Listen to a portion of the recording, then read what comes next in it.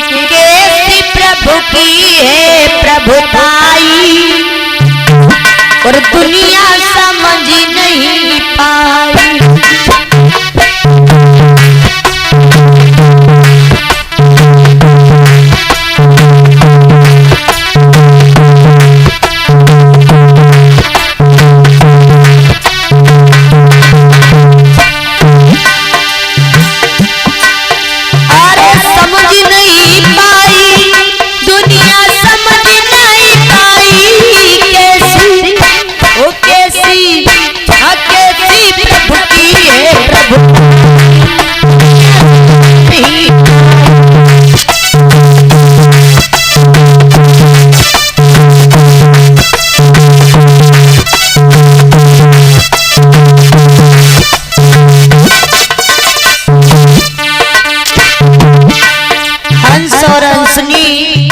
जवाब देते हैं कछुए से है भैया,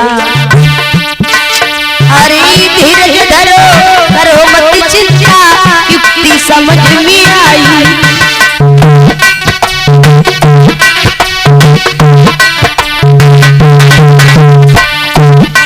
हंस और हंसनी एक लकड़ी लाए और जवाब दिया चिंता मत करो भैया, अरे धीरज धरो करो मत चिंता युक्ति समझ में आई।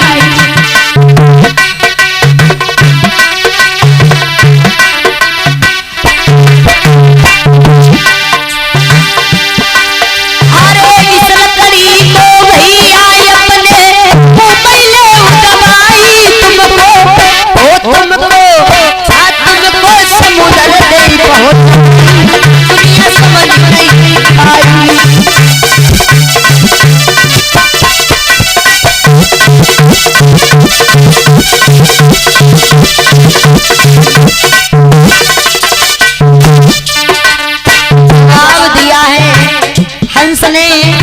ऐसा करो भैया एक लकड़ी अपने मुंह में दबा दो तुम्हें समुद्र पहुंचा दूंगा। जैसे कछुआ ने वो लकड़ी दबाई तो एक तरफ लकड़ी हंसरी ने पकड़ी मुंह से, एक तरफ हंस ने, बीच में कछुए ने वो लकड़ी पकड़ी तो हुआ क्या, हरी लकड़ी लेकर उड़े दोनों कछुआ संगम में जावे।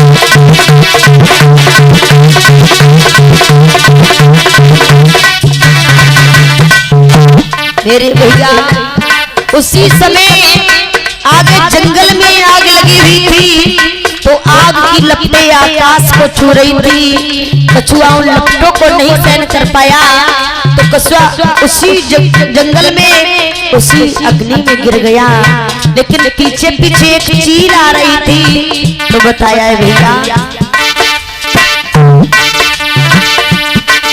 अरे पीछे पीछे उड़ी चीलिया ये गुस्सा में मारी।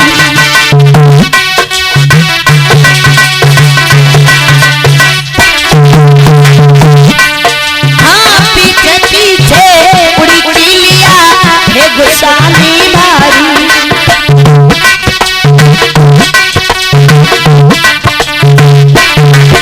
वो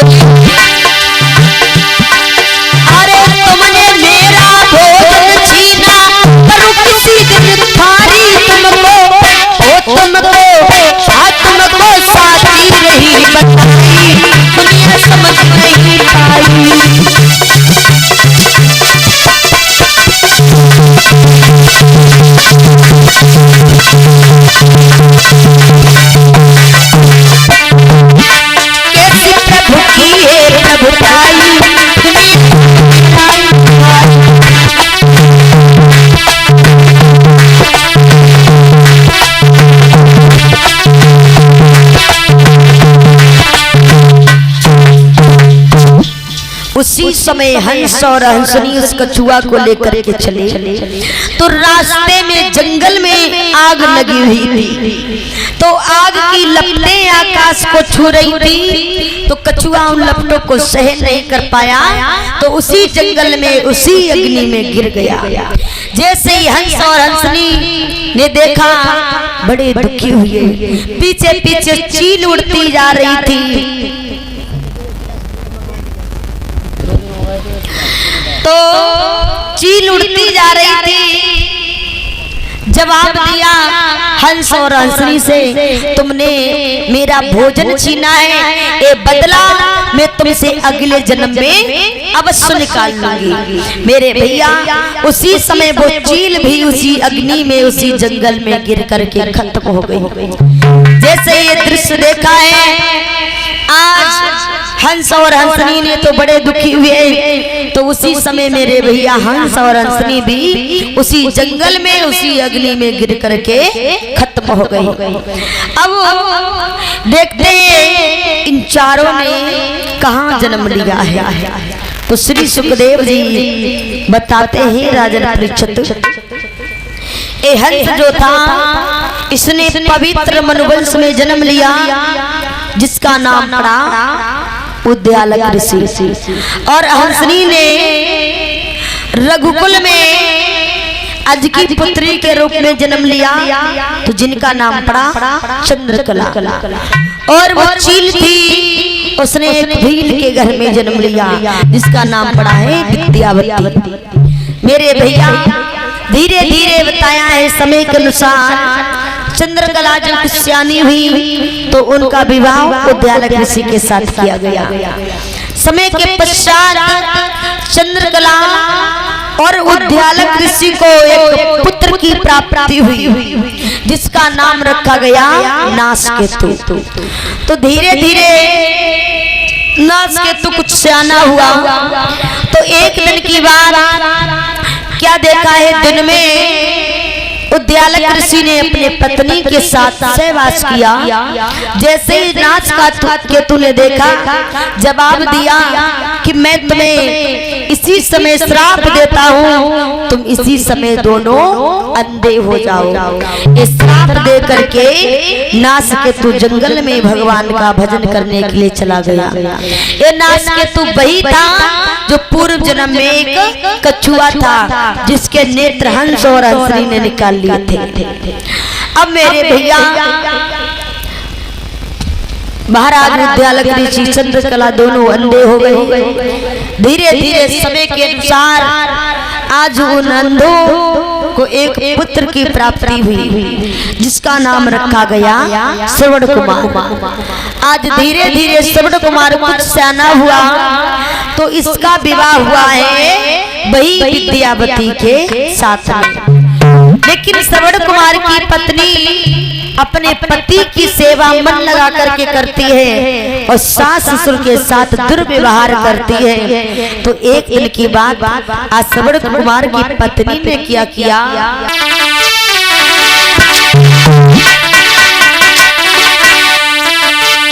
आर विद्यावती नारी श्रवण की चतुराई,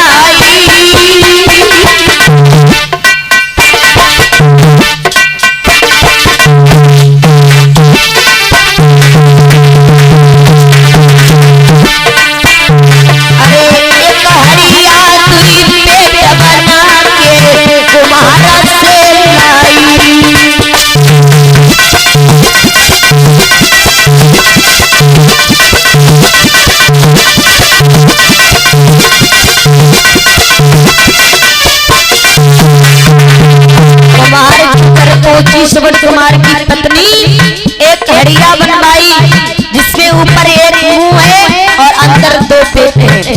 तो क्या करती है, अरे खीर बनाती है और एक खट्टा मेरी बना रोज अंदर को खिलाती है।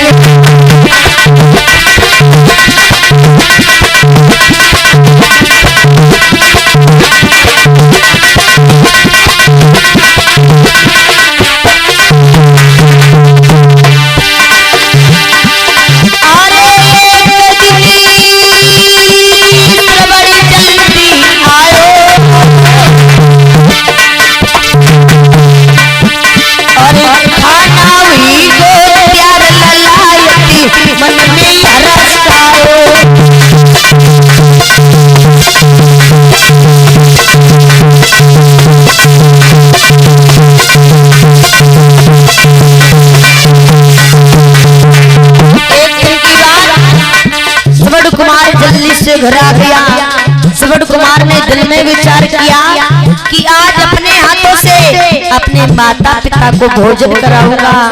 लेकिन हुआ क्या, अरे बदली गई धोखे से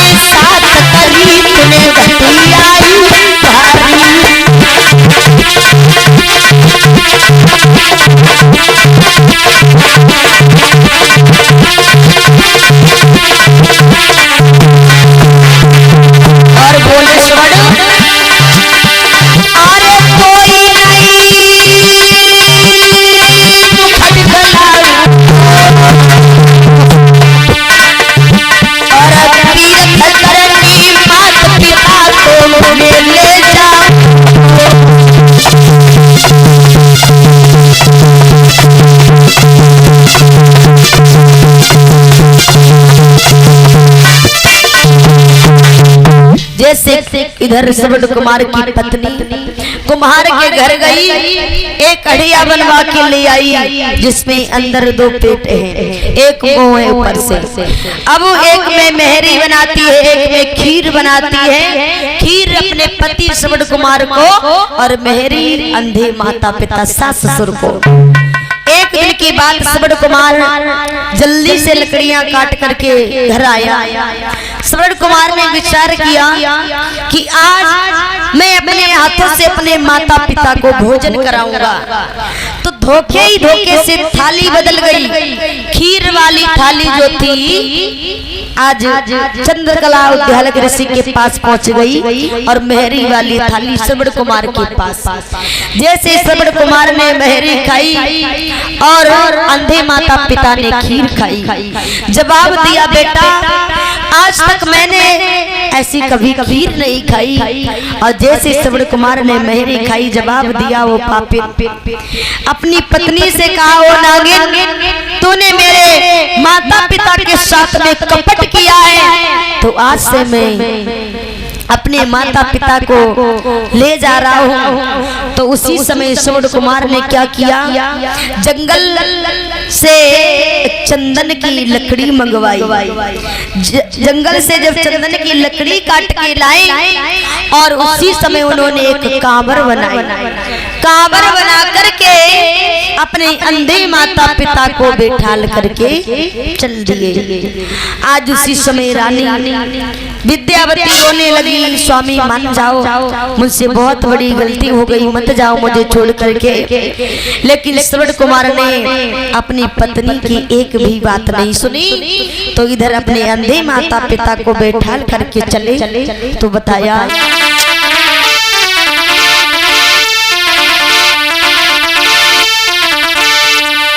मंजिल मंजिल चल रहा,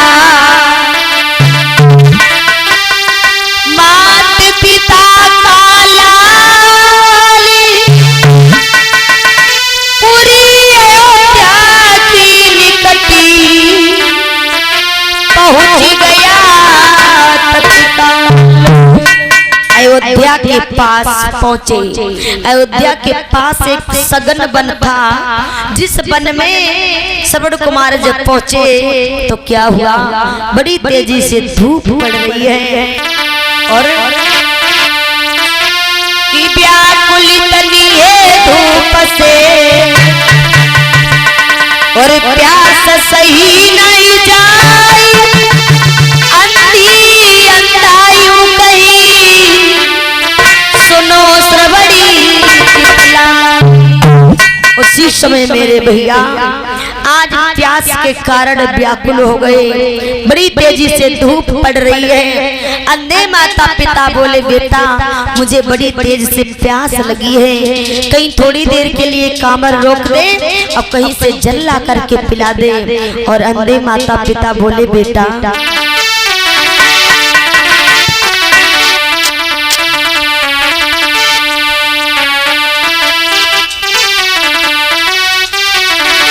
बोले कि ओ बेटा श्रवणी कुमारी मेरे लेक पानी जरा पिलाई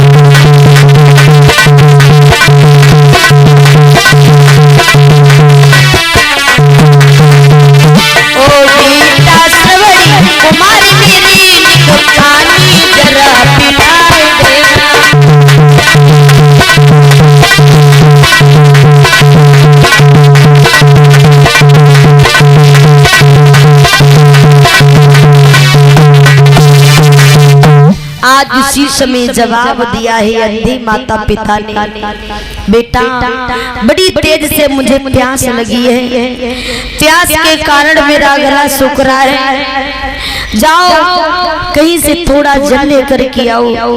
मेरे भैया अपने माता और पिता के वचन सुने हैं श्रवण कुमार ने। तो उसी समय श्रवण कुमार ने क्या किया, हाथ में तोबी ली और लेकर के जल भरने के लिए चले। लेकिन इधर बताया है महाराज, जब जाते हैं धीरे धीरे शाम होने के लिए आ रही है। इधर अयोध्या नरेश महाराज दशरथ शिकार खेलते खेलते उसी जंगल में आ जाते हैं और उसी जगह पर आ गए। जाकर के एक सरोवर के पास श्रवण कुमार जब जल भरने के लिए बैठ गया, लेकिन धीरे धीरे शाम हो गई, दशरथ को कोई शिकार नहीं मिला। तो बताया है भैया,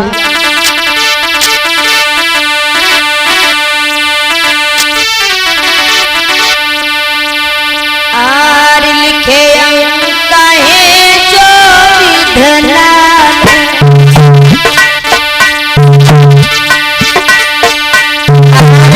वीरन कोई कैया ना टूटी गातिया जुलेता सिर पे मोह नहीं थी बड़ी राई।